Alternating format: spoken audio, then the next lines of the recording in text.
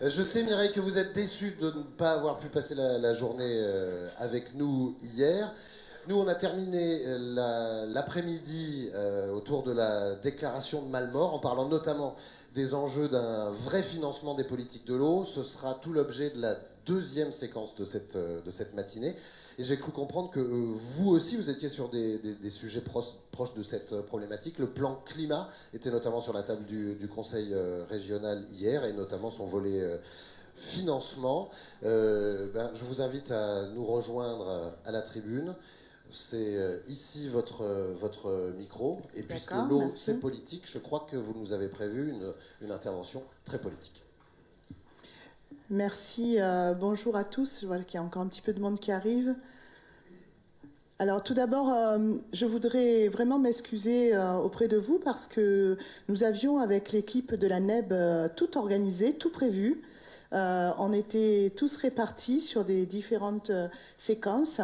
Et avec Bernard, avec Frédéric, avec toute l'équipe, voilà, on m'avait confié de présider la session 2 hier. Donc, et puis, j'étais pas là. Voilà, tout simplement parce que nous avons aujourd'hui en France encore des outils et des méthodes de notre siècle. C'est-à-dire qu'aujourd'hui, les présidents des régions sont convoqués par le Premier ministre à Paris parce qu'il paraît qu'on a fait un petit peu de bruit au dernier congrès des régions. Alors, comme on a fait un petit peu de bruit et qu'on ne s'y est pas pris tout seul, je ne sais pas si vous avez suivi un petit peu l'actualité, mais au dernier congrès des régions qui s'est tenu à Marseille, bon, vous savez que Marseille, on a une réputation de parler fort, eh bien, nous avons lancé un appel de Marseille au président de la République avec les autres associations d'élus. Et donc, il y avait bien sûr les régions, présidées par Hervé Morin. Tous les présidents de région étaient là, y compris, je salue la Corse qui est ici aujourd'hui et Gilles Simeoni qui était venu à ce congrès des régions. Et il y avait également l'Association des maires de France et l'Association des départements de France. Et donc, nous avions une salle de plus d'un millier de personnes, de plus d'un millier d'élus. Alors, des élus locaux, des maires, des adjoints aux maires, des conseillers départementaux, des conseillers régionaux.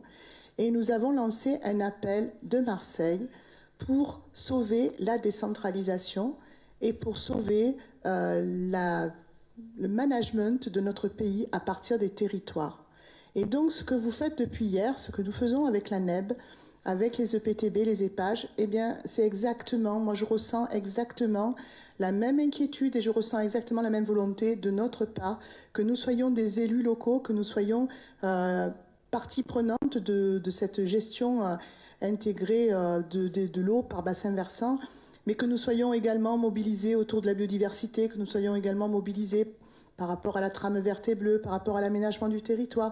Eh bien, nous en sommes tous au même moment.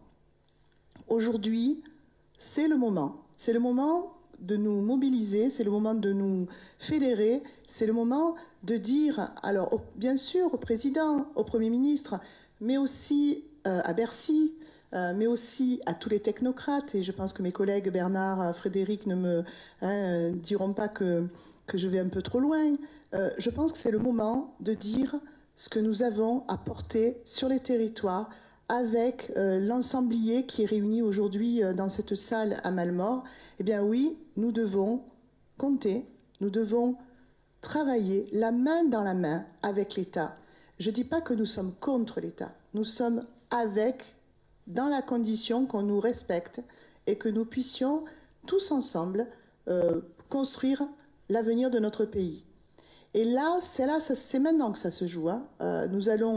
J'ai vu que ce colloque que nous avions prévu de faire au printemps, bon, qui a été reporté pour des raisons vraiment indépendantes de notre volonté, ce colloque était... finalement, c'est bien qu'il se passe maintenant. Tu vois, Bernard, c'est bien. Moi, je trouve que finalement, c'était peut-être un peu précoce au printemps. Là, nous avons les assises de l'eau. Je sais que vous avez eu un message du ministre hier. Je sais que ça va démarrer, que nous allons contribuer avec ce que nous faisons aujourd'hui à cette réflexion.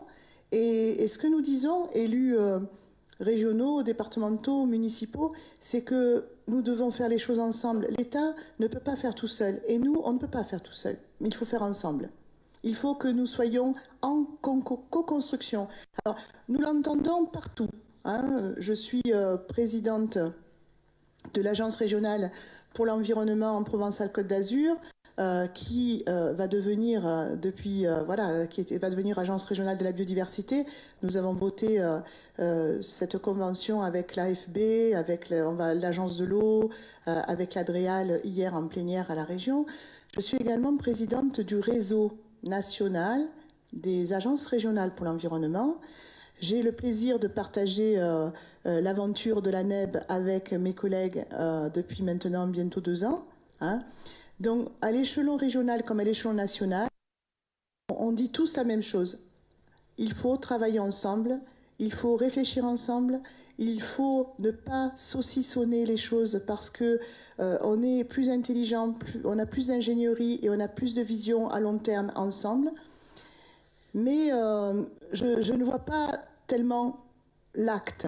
Et moi, je suis une élue très concrète, une élue de terrain, une petite élue locale qui, au fur et à mesure que je chemine dans cette dimension environnementale, que ce soit au niveau de l'eau, de la biodiversité et de l'aménagement de nos territoires, eh bien, je me dis comment. Alors, je pense que ce soir, il faudra qu'on se dise comment. Parce que oui, on fait là, on a encore une déclaration qui est très forte, et je vais en dire un mot sur l'adhésion, au-delà des personnes qui sont là aujourd'hui, l'adhésion à cette déclaration de nombreuses personnalités. Mais au-delà de cette adhésion, maintenant, on sait pourquoi, on sait pour qui, on sait comment, mais comment concrètement on y va. Et je pense que ces assises nationales de l'eau qui vont s'ouvrir, il faut qu'on en sorte non pas seulement avec des déclarations d'intention, mais il faut qu'on en sorte avec du comment on fait. Parce que si ça ne fonctionne pas comme ça, eh bien on va repartir chacun de notre côté avec des bonnes intentions. Et puis, pendant ce temps, et peut-être que je suis un peu provocatrice là, mais pendant ce temps, il y a des gens qui réfléchissent autrement, à un autre niveau, et qui pensent que, oui, bien sûr, nous sommes des acteurs de terrain, oui, bien sûr, les choses que nous faisons, ça avance, mais qui ont prévu un autre scénario. Et cet autre scénario, à mon avis, je vais vous le dévoiler, hein, je le sens, hein, voilà. L'autre scénario, c'est la recentralisation complète de notre pays. Alors, vous me direz, pourquoi pas? Mais déjà, on a sauvé de justesse, grâce à notre mobilisation, les agences de l'eau. Les agences de l'eau, on les a sauvées pour combien de temps? Au comité de bassin, lors de la dernière réunion du comité de bassin Rhône-Méditerranée, je suis intervenue auprès du préfet, bon, le préfet que nous avons perdu parce qu'il est au cabinet maintenant. Et il y avait des satisfactions parce qu'on nous avait annoncé moins de 24 millions d'euros. Et puis finalement, Monsieur le Premier ministre a été gentil, nous a enlevé seulement 12 millions. Alors on était contents. Voilà. Et moi, je dis que tout simplement, c'est ce que j'ai dit bon, en riant, parce que vous savez, on n'est pas dans la contestation, on est juste dans la vérité. J'ai dit, écoutez, la bouteille, elle est à moitié vide, puisqu'on parle de l'eau. Elle est à moitié vide parce que c'est pas parce qu'on est revenu sur la moitié que, voilà, il va nous manquer quand même 12 millions. Et il va nous les manquer au moment où on parle de changement climatique, au moment où on parle de difficultés en biodiversité, de difficultés en aménagement locaux, etc. Au moment où les collectivités sont au plus mal. Parce qu'il faut quand même rappeler une chose, c'est qu'on est quand même au régime sec, puisqu'on parle de l'eau. On est au régime sec. Et ce que je crains beaucoup également, c'est que les collectivités, étant au régime sec, se retraitissent sur leurs compétences. Ça commence déjà. Moi, en tant qu'agence régionale pour l'environnement, je vois bien les départements disent non, mais ça, c'est plus chez nous, c'est fini, on s'en sort. Les EPCI disent oui, mais nous, c'est chez nous, mais comment on fait? Les régions disent ah non, mais attendez, nous, on va se replier sur nos compétences. Et ça, c'est dramatique. On ne peut pas dire on veut parce que les élus locaux, le territoire sont capables de travailler ensemble et en même temps, dans des réunions budgétaires, dire non, non, mais ça c'est pas nous, on prend pas, ça c'est pas nous, on prend pas.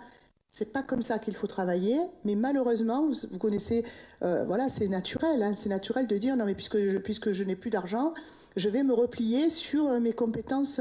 Et là, on est en train de jouer à l'envers de ce qu'on voudrait jouer. Donc, on a un vrai problème de financement. Le point de financement, c'est, voilà, les agences de l'eau disent l'eau paye l'eau, mais on voit bien que ça y est, c'est acté. Les agences de l'eau vont financer une grosse part de la biodiversité, parce que la biodiversité ne trouve pas de financement aujourd'hui, tout simplement. Hein. On voit bien que les agences de l'eau, elles survivent avec des restrictions. On voit bien que les départements, alors les départements, c'est le pire. Moi, je discute au quotidien avec les départements. Je ne sais pas s'il y a des élus départementaux ici présents, mais bon, ils sentent la faim, quoi. Honnêtement, comme on dit chez moi, ça sent le sapin. Et ça, ça fait peur. Et donc, ça fait peur. Donc, qu'est-ce qu'on fait pour résister? Mais on sort de là, et on s'isole. Et l'isolement, c'est la fin de tout. Donc, moi, je dis, pour revenir au financement, d'abord, il ne faut rien lâcher au niveau de l'État. S'il y a une compétence transférée, il faut qu'il y ait l'équivalent en financement. Là, j'ai entendu, alors j'ai une autre casquette à la ville de La Ciotat où je suis élue à l'éducation. J'ai entendu le ministre, il a dit, eh bien, j'ai décidé que l'école était obligatoire à partir de 3 ans. Mais qui va financer l'école à partir de 3 ans? Les mairies. Sur l'eau, nous enlevons 12 millions d'euros au comité de bassin. Okay, les agences de l'eau, elles ne disent pas j'enlève telle action, telle action, telle action. Elles disent avant on finançait à 70%, maintenant on va financer à 50%. Mais qui va payer le delta? Quand on va devoir aménager quelque chose, il nous manquera 20%. Qui va payer ces 20%? Les collectivités, elles vont se retrouver dans l'obligation de réaliser des aménagements, d'entretenir des... Eh bien, elles vont faire payer aux contribuables cette augmentation. Mais c'est arithmétique. Et dans 2 ans, qui se souviendra que c'est Bercy qui a piqué dans le pot commun? Personne. Ça sera la faute des élus locaux qui auront augmenté. Et ça sera la faute des gens comme les élus qui sont responsables dans les EPAGE, les EPTB, etc., qui n'auront pas fait leur job. Et alors, dans quelques années, ça sera encore pire. Voilà. Donc là, il faut essayer, avec la NEB, avec ce que vous faites aujourd'hui, il faut essayer d'anticiper pour travailler ensemble et pour pouvoir avoir un vrai plan de financement de l'eau. Et financement de l'eau, bien sûr, par bassin versant, pour qu'on puisse comprendre tous comment ça fonctionne et comment on doit être solidaires les uns des autres. Très important, parce que sur les discussions sur les agences de l'eau, j'ai beaucoup entendu, et là je vous alerte là-dessus, j'ai beaucoup entendu des oppositions entre l'urbain et le rural. Il ne faut pas opposer l'urbain et le rural. Si on fait ça, on est foutu aussi. Alors on oppose l'urbain et le rural, on oppose les agriculteurs, et à force d'opposer les uns et les autres, eh bien on s'affaiblit.